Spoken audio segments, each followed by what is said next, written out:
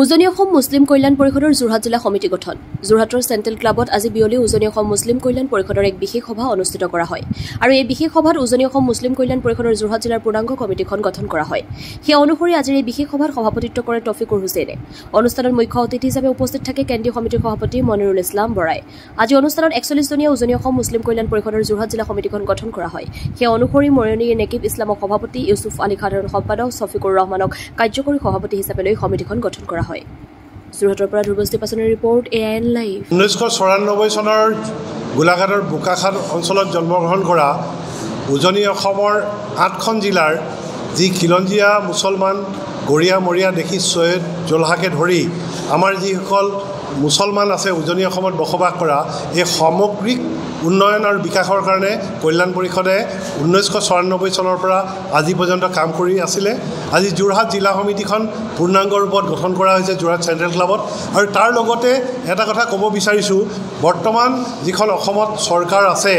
doctor Himanta Biswa শৰ্মাৰ নেতৃত্বাধীন যিখন চৰকাৰ তেওঁ মুখ্যমন্ত্ৰীৰ দায়িত্বত লৈয়ে তেখেতে কি কৰিলে যে 300 মুছলমান প্ৰতিনিধিক লৈ 7খন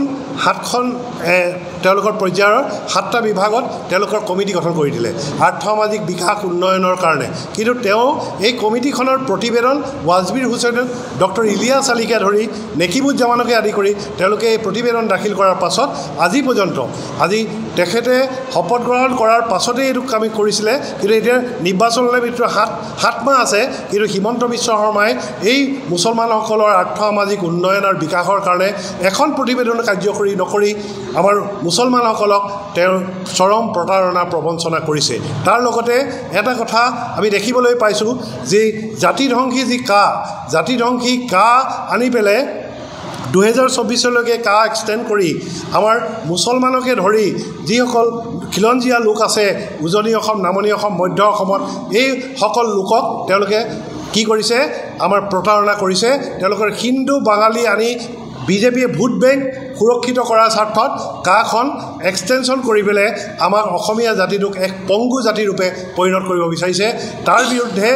অসমৰ সদৌ অসম ছাত্ৰ সন্থাকে আদি কৰি বিভিন্ন জাতি জনগোষ্ঠী আন্দোলন কৰিছে তাৰ লগত উজনি অসম মুছলিম কল্যাণ পৰিষদেও কা বিৰোধী আন্দোলন উজনি অসমত তীব্ৰতৰ কৰি তোলাৰ আমি সিদ্ধান্ত গ্ৰহণ কৰিছোঁ